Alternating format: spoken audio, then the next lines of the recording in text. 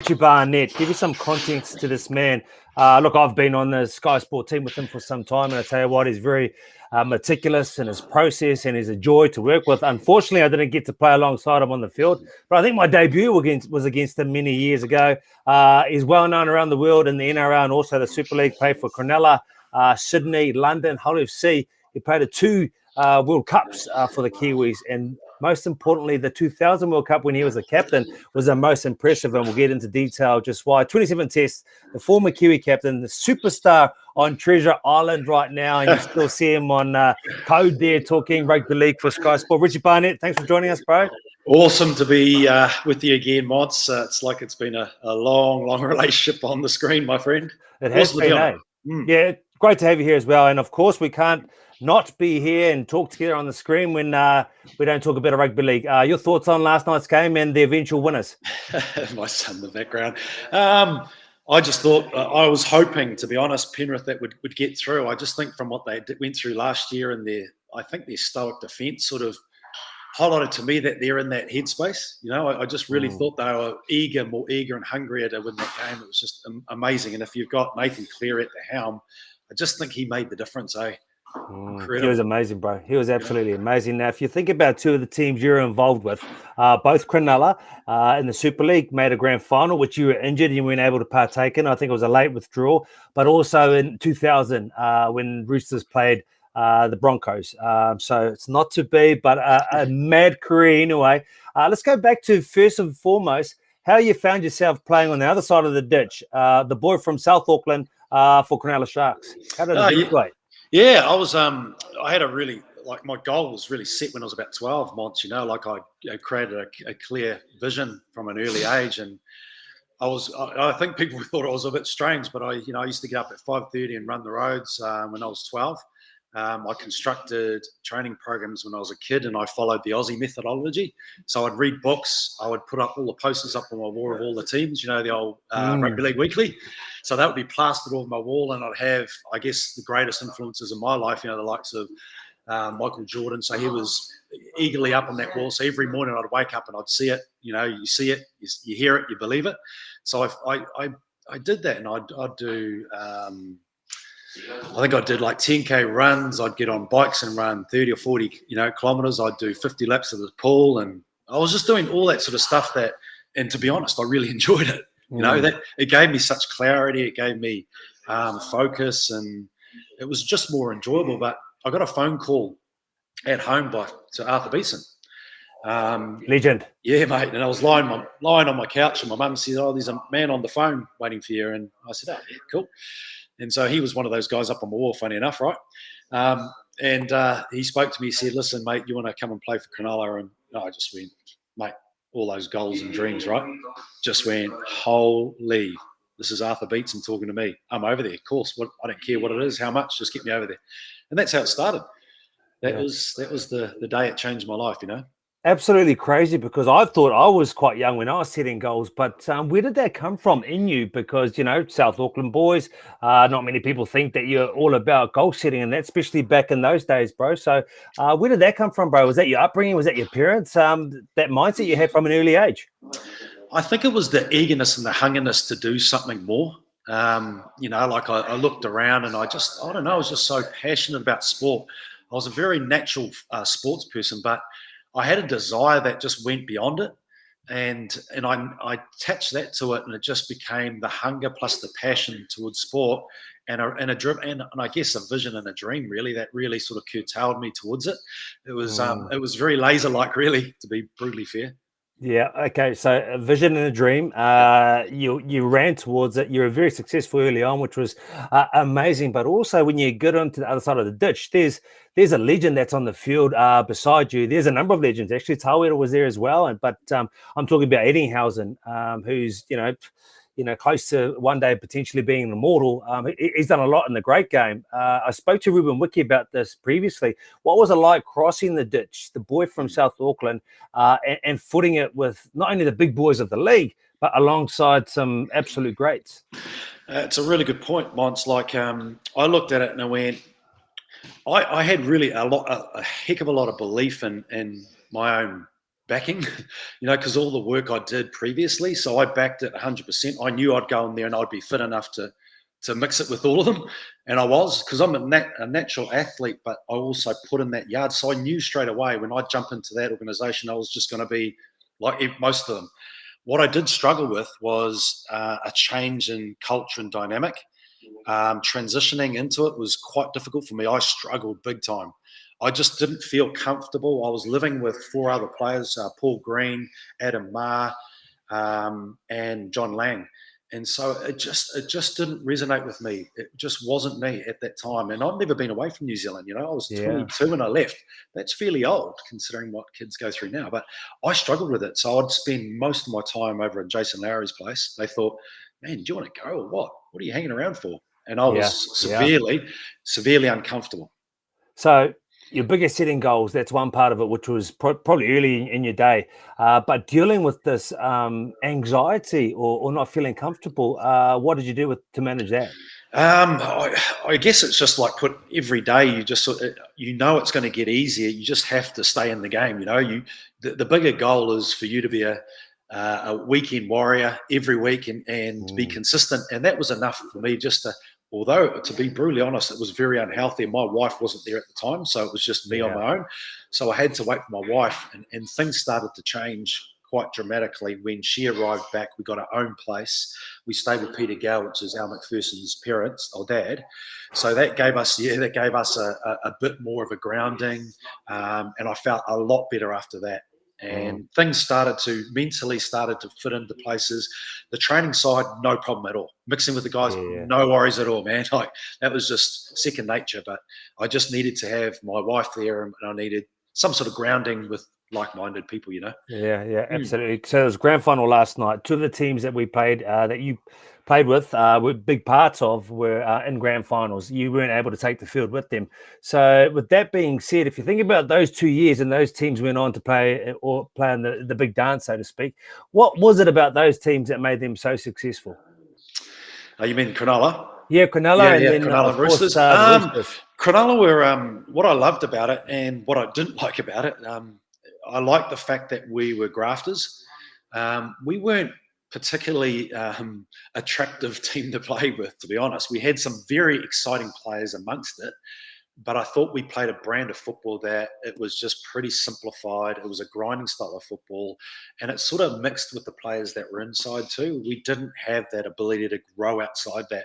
I liked it though, but I thought my sort of style is not to be very simple style football. I like to move the ball around. I like to get the ball in my hands.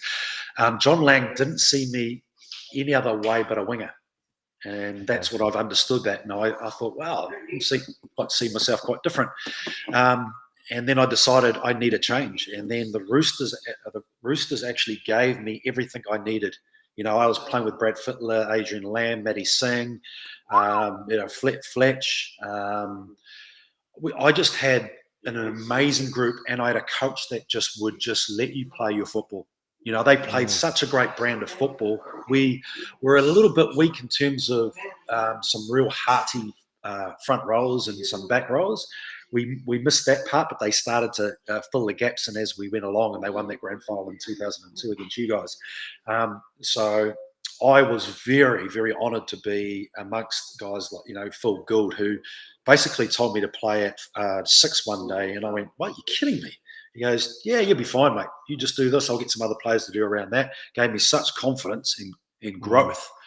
And just the IQ in the game, around Phil Gould and understanding how to play and construct a game that was just mesmerizingly cool, And you got Fletch, you got Freddie, who just understands the game well. So you're constantly learning how to play football. Yeah, absolutely, bro. It sounded like you had a champion team and a team of champions. But what was the common denominator in terms of the non-negotiables with some of these guys, or something that you thought was big part of their culture as to why both teams were so successful? Because that's always a secret recipe people are trying to find, eh?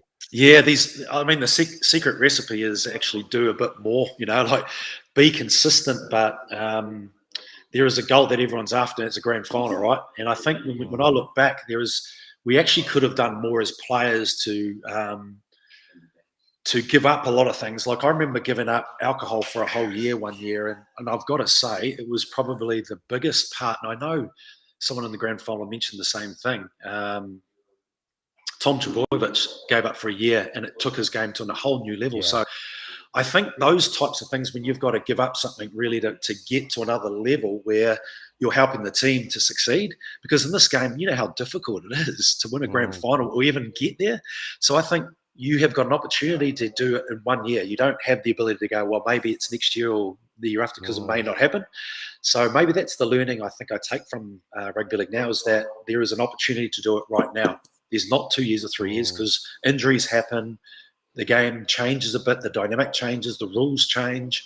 Players get injured, you know. And, man, you got to appreciate this game, you know, for the now. Absolutely, bro. That moment, right? Because there are moments that, you know, you thought as a youngster, or were you going through the moment, that you were grateful for it and you were taking it by two hands. But when you look back with hindsight and a bit of age and wisdom, you go, shit, I could have done a little bit more. Or I could have been a bit more grateful about that, and I could have made the most of it. Because, like you said, for those of us who are lucky enough to have that one moment, you've got to make it count. Like, I've been looking about that right now. Yeah, and I think that's gratitude towards just being a sports person and living the life that we do. You know, like I look at Andrew Nehezen, who never won a competition, you know, played over 300 games, and players that get injured early on in their lives and they don't get to share that ability to play 10 plus years, you know. So we've got to be grateful. It has changed now. You know, the average wage is a heck of a lot more than it ever has, you know. So we've just got to sit down and be grounded and go, man, we're very lucky. We're very lucky people to be playing this sport for a living. What I love about you, bro, it hasn't just all been diamonds, you know. There's been some rocks, not so much what you do as a person, but in terms of what's being thrown at you. In fact, they weren't rocks, they were bloody boulders, bro. And one guy in particular was the biggest boulder in Wendell Sailor. So let's go back to 2000 it was. I remember watching, it was at Homebush, and you had this horrific collision, much like a car crash. The facial damage, the plates. Give us some context in terms of what damage and the surgeries you went through for that particular moment. Yeah, sure. Once the head clash, which is basically on the top of his forehead around the softest part of my nose at complete speed, and I just thought it was just a broken jaw, right? I didn't realise how bad it was, but I knew straight away that this is not a normal accident. So anyway, it was blood was rushing down. I went back to the changing sheds where Butch was there. I remember him because he's always talking about it. He goes, I don't think he realises I play any other game, but that facial injury. One game. I remember Richie. Like, oh, not this again. But he was there actually. There was 7 people around, and they were just checking to see if there was any movement in my jaw. And as they put my hands in my mouth to open it up, it was multiple cracks. You could just go like that, and they just went boom, get into that ambulance straight away, and they inject morphine straight away, and it did nothing. My face was swollen that badly, they had to wait for the MRI for about 2 or 3 hours. It was a Saturday night. There was no doctors because of Anzac holidays. So they carted me in there. It was the most, it was so painful. I've never felt that pain in my life. And they put me in it, had it looked at, and they said, crikey, you've got a number of cracks there. We're going to have to operate. It's going to be 4 hours. Yep, cool, sweet. And I was still in pain. And I came out of it, and they just said, well, we'll just reconstruct your face. It was a 9-hour operation. We'll put 10 plates in your face. I had a tracheotomy at the time also. I had my jaw wide for 6 weeks afterwards. I'd lost huge amounts of weight, so I was in intensive care for 7 days, and I couldn't even see myself. So I remember Jason Lowry coming in to see me during that time, because no one really knew how bad it really was. Jason walked in and looked in and saw me and went, oh, that's not him. And he walked away, and he didn't realise it was me. So that's how much I've changed, you know, that it was actually quite intensely different to what I watched it live, bro. It was horrific. And I don't even know if there was social media back then, but I tell you what, it would have just gone viral. And if someone posted that again, it would just go nuts. Have you ever watched it back? Yeah, I do. It doesn't bother me. I think originally, Mots, because of the emotional attachment to it, because it was so bad, that the recovery was so bad. But every day, I couldn't. The pain was so bad. Like in that, and I couldn't sleep. Not 1 second, because of all the bleeding that was happening. Because I had a tracheotomy, I was breathing through that. And so every hour on the hour, they would have to suck it out, so that they'd suck the blood out, so I could breathe every hour. And I'd develop bed sores because I couldn't move. I had pretty much every orifice, I had something in there. So it was probably the most telling event that I've ever had to deal with, knowing that, one, I had a baby on the way, I had a mortgage. I didn't know if I was ever going to play, because it was they were telling you there's no way you're going to be playing every year, mate. And so I had to deal with all that sort of stuff, but going through the pain and uncertainty. Yeah, it was crazy. You had to deal with that sort of stuff. That's the least of it. I mean, like, a lot of people wouldn't even get back up or even have a second thought of playing local touch, let alone play at the pinnacle level like you do, and then that particular year go on to represent the Kiwis and captain the Kiwis at the World Cup. What kept you in the game? Because I know your wife probably didn't want you in the game. What did you have to go through in terms of, because obviously you had to deal with a lot of things, but also you've obviously had thoughts on what you're going to do later on that year. But I'd love to know your mindset in and around how quick that transition was and what you did to stay up or to stay focused, because that was horrific. Yeah, it was. I think what I was just concentrating on more than anything in the initial stages was just to get through each day. Because I had my jaw wide, so I couldn't eat properly. So there was about a gap that big. My jaw was wide, completely closed. And so I was going, I just need to get through the day. With the pain, I still have that hole here that would heal after about 6 to 8 weeks. So there was a hole stuck in my throat. I'd lost so much weight that my quad was that big. So I was walking around in a shadow of the person. And as you know, everything revolves around how you feel about yourself. Yeah. So I'd walk around, I'd be sort of like just hanging off, clothes would be hanging off. I didn't feel great about myself, but I knew that if I just get through the day, the next day will be better. And that's how I operated. And it was probably 3 months when I started to train, just go to the gym and do a little bit of work, start to build myself up. So I knew if I could build myself up to feel good about myself mentally, I was going to get better. So that's how I sort of pushed through the 3 to 4 months. I knew the World Cup was on. I just didn't want to think about it at all, mate. I was speaking to Frank Endicott a lot, just to see how things were going and whether I'd ever consider playing. It was probably about 6 months after when I started to really amp up my training, and all I was doing is cycling, cycling and then I just started to get so focused and so fit. Over 6 months' time, I think I was the fittest I've ever been in my life. Ever in my life. I was just smashing it. And that was only through cycling, mate. And then we made a decision at that time, which was probably a hard one for me, to play the World Cup, because I had to make it. Wow. Physical fitness, understand. Never a problem with you. Easy, I can do it as well. But mental fitness, bro, mental, resilience to come back from that, bro, and to even think about, even just having a kiss with your wife or like that, let alone other big guys running at you, going into contact in the pinnacle event like the Kiwis, and leading them. So you can't think about yourself. You got to think about everyone else. I don't know how you got the mental going, bro. Talk to me about that. Oh man, I knew physically I was right, but mentally I needed support, and I unfortunately there was no support. We didn't ask for it. There was nothing that was provided, so I just had to deal with it myself. I was leading up to a World Cup, thinking I was okay, but I remember 2 weeks before the World Cup, I couldn't sleep. I just could not sleep, thinking of everything that could go wrong, right? As you do, because it's such a traumatic experience. And when you attach an emotion to a past experience, that becomes the reality. So I was very much on that line saying, oh no, this cannot happen again. If it does, I was still ginger too. I still had nerves that were still dead, and my eye was still, dropping down. So anyway, I got through it, and on the day of the game against Lebanon, it was the worst weather we've ever had in a game. It was, how cold it is there. It was coming across ways, and I ran out, and I was looking at my team, and I was trying to put on that face of, you're good. I'm trying to lead. Inside, bro, I was just going, I'm freaking scared, but I was just putting up that front, trying to convince myself that it's all good.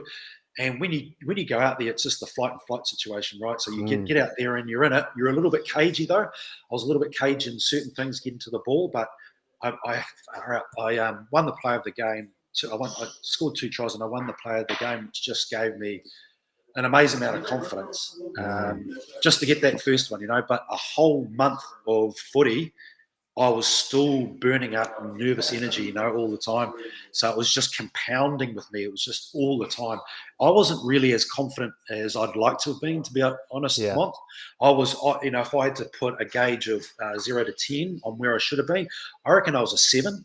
Physically, yep, but mentally, I needed to be a 10 to be able to break through those barriers of self-doubt, Love to know what you did, Richie. Look, because I mean, like a lot of people wouldn't even respond or be as resilient as you. And I'm sure the wife was putting pressure on you potentially not to play or to play. Which makes it hard. Then you're leading the country. Here's one for you. We made a decision with my wife and I that I wouldn't attend my daughter's birth. Yeah. That's how big our decision was for us to go, honey, you need to get back on that horse again. Yeah. So I had to give up that right. Amazing. Did you feel the pressure? Was there some part of that thinking, I've got to be the supporter of my family as well. I've got to pay the bills. I've got to do that as well. And pressure with leading the country, because I just want to get some insight to what makes you so superior up there, because, I know you think it's hard and it has been hard, but how did you cope with it and get through those moments? The hardest one, obviously, one of many, but the one to not be there with my daughter, but for all the reasons that we came up with, my wife and I, is to break down those barriers, to break down those that you can't do it and you're able to do it. And if we get through this, you're going to be a different person, So we spoke a lot about that. But to give up your daughter's, I always wanted a daughter. Like when I was young, I've always wanted that aspect to be a father, and I just and I was on the phone for 12 hours on the mobile back then, listening to it, and I actually honour that time to be able to get through what I do, and that's what I liked. And now, as a person, I like to give a lot and teach people about certain things around emotions, or around breaking beliefs, and build confidence and self-awareness and self-sabotage, all that sort of stuff, because I had the ability to learn along the way through real experiences. Real experiences. You talk about real experiences. I mean, that is probably as bad as you would think it would get. But then you get chronic fatigue syndrome. What part of your career was that? Was that when you're up in the Super League? And did you think you were cursed at this stage? Because what did you do? I know. So, I mean, the old saying, which is something I always hold, is that life is happening for you, to you, not life is happening for you, not to you. So there's always something to learn from your experiences that has always got a positive aspect to it. And mate, I tell you what, I thought the facial one was hard. This is because there's no time limit on you having chronic fatigue. So it's basically you going, Richard, you're a very active and positive person that is now not there. You are fatigued all the time. You can't even move. And I had to go through that when I was playing, so they couldn't tell me what blood tests that were coming up. So it starts with a virus, it starts to compound a bit more, and then it's and then it just gets worse, and then it plays with your mind. So you think, what is going on with me? Why am I so tired? And then as a consequence to you being fatigued all the time, depression sits in. So it starts to edge through because you're just always down. And so I had to play with it and I had to stop. Luckily enough, someone knew a little bit about it. I was diagnosed 6 months after, and I had to give up for about 3 months, came back to New Zealand, had a bit of a reset, got a bit of vitamin D on me, and then decided I'll go back and play for Hull. They signed me, and I actually went all right. I was playing at about 60%, 70%, and I was playing really well. But I was hiding in the centres. I couldn't play fullback because that was just way too arduous. And then again, it started to compound. It got worse and worse. And I remember the time once where, I was asked to go fullback and I just lied, because I knew I couldn't do it. But what I was doing was really, really good in the centres. What I was real struggling with was confidence again, because it was just egging out my confidence because you just feel fatigued, you're just down. And again, that's what I had to deal with. I remember speaking in a camera. No, it wasn't even a camera. Speaking at a game prior to it. And I was a captain on that time as well. And I was just out of control. I was so nervous speaking to a friggin' mic. Yeah. It's just amazing what could happen, man. But I got through it. I had such a tough time. I've had it for 12 years. I've got to say it's the hardest illness I've ever had to deal with. The ups and downs, man, oh man. Will you Crazy. talk about that now, Rich? Because like you said, like from the very start when you're involved, you were never worried about your physical fitness. That is something you could do. So having that being taken away from you and not be able, to compete at your best level because of your major strength, like physical fitness gone. What do you do? Do you reinvent yourself? How do you change or pivot? And I think when you're playing, I think it's really hard once it's a flight and fight situation where you end up doing it. When something happens, you just react. You don't think about it. But in the game, I actually couldn't get around as much as I would like, physicality wise. Fitness wise, I was just basically like a 10 kg putting on top of your back, or 50 kg for me, just draining. I just had to. I don't know. I've just got this way that I just keep going until you crash, I guess, and maybe that's probably what happened with me. It got to a stage where I just keep going. You've got to do it. You've got to do it. Strategies around it. There wasn't many for me at the time, mate, because I was just either go to training, come back home and sleep. That was my strategy. That's all I could do. I didn't want to be around people. I'd shut the blinds. It'd be dark, and I just had to rest. That was basically my life. Wow. That's how bad it was, and I totally get people that have got depression, because I had part of it, but I was almost like the part of the chronic fatigue forces you to do that. So I haven't had that side of things around depression, but I really got a good insight of what that looks like. A wonderful career in rugby league. We'll be here all day talking about it. Some really good points as well. But your biggest lessons from the great game as a professional athlete? It's a good point, man. That's a really cool question. Being part of a team, selflessness is a big one, eh? Like, sometimes we as players tend to focus a lot about us, because it is all about us, and we are so tunnel visioned at times where we have to actually sit back again and start putting the oxygen mask on ourselves a bit more and thinking about others more. I felt that I was a bit tunnel visioned. I learned a damn lot about resilience, consistency, dedication, and living for the now. Like, there's no time like now. Make a difference now. Make a difference now. Every day, blessed every day. I think I'd love to have learned what gratefulness was back then, but I had an element of empathy, I guess. Yeah. But if I would just love to sit back and say, how can I help other people that are around me with my influence that I have now? Because there's so much hurt, man. So much hurt out there, and so much. Absolutely. I also look back on my career and I think, I was a little bit selfish, but probably not so much towards my teammates, but even towards my partner, my wife. At times they get us up, they do what they need to do for us to be at our absolute best. And it's them who make us or break us, and they miss out. But anyway, I love what you've been through in terms of how you've come through on the other side with so much adversity, and it's giving you the skill sets to help a number of people now. But before we talk about that life coaching and what you do, you come out, you transition a number of startups. What? How are you involved in the startups? What are you going there, or have you pivoted out? Oh, mate, what a journey, Mons. You give it a crack. I've probably hung it up for a little while, particularly with the muscle machine, because of the industry at the moment struggling. We've been talking to a couple of organisations, but it's just been put on hold, and it may be on hold for a while. But it's just sitting in there. It's technology to open half shell muscles.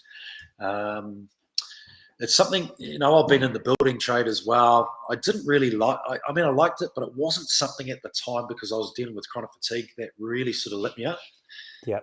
And so hence the reason why I've sort of pushed into real more charity space stuff and around life coaching and mentoring, and why I've really pushed into that the mindset stuff, man.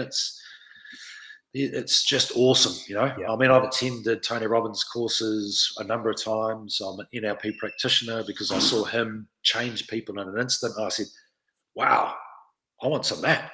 So I studied that and became a practitioner there. And it's just cool to have that knowledge to help with one yourself, Yeah. like be a better person. And as you rightly said, Mons, about your partner, and I love what you said there. I mean, I could have been a heck of a better partner in terms of festering her needs at the time instead of just all about yourself. I mean, I was probably way off pace in terms of being the caring, husband. Yeah. I was well short of that mark. That standard was way, way low. So I Yeah. like the fact that you brought that up, and I resonate with you, mate. All right. I'm bringing that up because I'm guilty, bro. Yeah, And I often I'm look back guilty at too. that and go, oh, man, how crazy. Yep. Now, I love the fact that you're doing some life coaching, because not only can you talk about it from what you've learned through experience, which is a huge part of it, but you've done the study involved to it too. So it's experience and textbook combined together. How do people get involved with you or talk to you about this, or get you on board in services? Because you're doing a little bit of work through charity on this as well. Yeah, I do. Yeah, so I've got a charity that's set up for youth, Pathway Youth to Employment. So we help them support wraparound services to help them, guide them along. Obviously there's a lot of baggage with some people, and we all have it. It's just unraveling it and supporting them through it, and then we're plugging into certain organisations to ensure that they get the employment that they rightly deserve. So Nice. that's one of them. And just on a personal note with life coaching, I've got a website, richiebarnett.co.nz, and so they basically, all the referrals go through them, and I get referrals from police, the ministry, and just people that are local, and it's quite a diverse sort of, I guess, clients. It comes from all walks of life, like business people to young kids who are just struggling with confidence, so it's, everyone needs a mentor, everyone does. I wish I had that when I was coming through, man. Absolutely. And when you think about the top 2 inches, your mental health and everything involved, also, it's not just your health, but it's the tool that it is for you, which helps you so much. And that tool is very apparent on Celebrity Treasure Island right now, where you're just running amok and you're doing your thing, bro. I'm looking forward to tuning in tonight on TV2. How have you enjoyed that? And when I was looking up your stats and everything, 49 years of age, bro. Oil of Ulan and still ripped and everything, bro. What are you doing? Put everyone to shame. Oh, yeah. Well, I'm involved in a wellness program too, an online one, which we have with products as well. So they're the most well-researched products. And I've always been a health savvy sort of person, from way back. But I didn't realise actually we're not eating that well, Yeah. So I think when I look at it, I go, wow. And this, I guess, our online products and our wellbeing package as well, just sort of consciously makes you aware of and giving you the knowledge around how important gut health is, the second brain. And I had no idea about macronutrients and micronutrients, and I didn't know about, their megas. And I didn't realize they had such an effect on our nervous system, our digestive system, and our immune system. So with that in mind, I really started to work on supporting people who jump on my program to really build the confidence and the capability around why it's so important that we eat the way we should, because it has a big influence on our moods as well, as we all know. With kids going to school, eating sugar, and their spiking levels, and there's an enormous amount of research around the microbiome in our stomach, and how that has an effect on our muscle lean mass, our well-being, and the like. So I'm really, really passionate about that at the moment. I know you're involved in your own charity that works around impacting and influencing people to change their way of lifestyle changes. So that's something that I'm really passionate about. And I'm working with probably about 50 or 60 people, and making some really big changes there. So it's been good, Mons, No, it's been real good. I've been enjoying what you've been doing online, but also been enjoying on the TV, where you slightly moved away from it there. I'm talking about Treasure Island. Now, there was a big push to get you on today, because I think they're going to try and get rid of you. They've been trying to get rid of you for a number of days. So I wasn't too sure if you're going to be there tomorrow. So for Wednesday, so I said, Richie Barnett, come today. Talk to me about that. And how was that experience, bro? Because when I see you get into that matrix mode, game time mode, you're away, man. You're absolutely killing it. And now the girls are teaming up on you. Mate, what have I done? Everyone's against me. And I knew that I was the threat, but I didn't realise internally that I had my own team members absolutely behind my back. I knew there was some sort of alliance issue happening, and I knew there was some sort of, I knew there was something happening, but I didn't realise it to that level. I didn't Enjoying the realise competitive side? Oh, I loved it. Yeah, I loved that stuff. I really did. I wanted to get up on that challenge box every week. Yeah. Because you know how, like, you've been on it once, and what people don't realise is when they walk into the challenge, there is so much fear. There is so much fear. People don't see that. There is so much fear building up in each individual where they'll just fret it. They'll just go, no, I don't want to do it. I don't want to do it. I'm scared. I'm frightened. I'm fearful.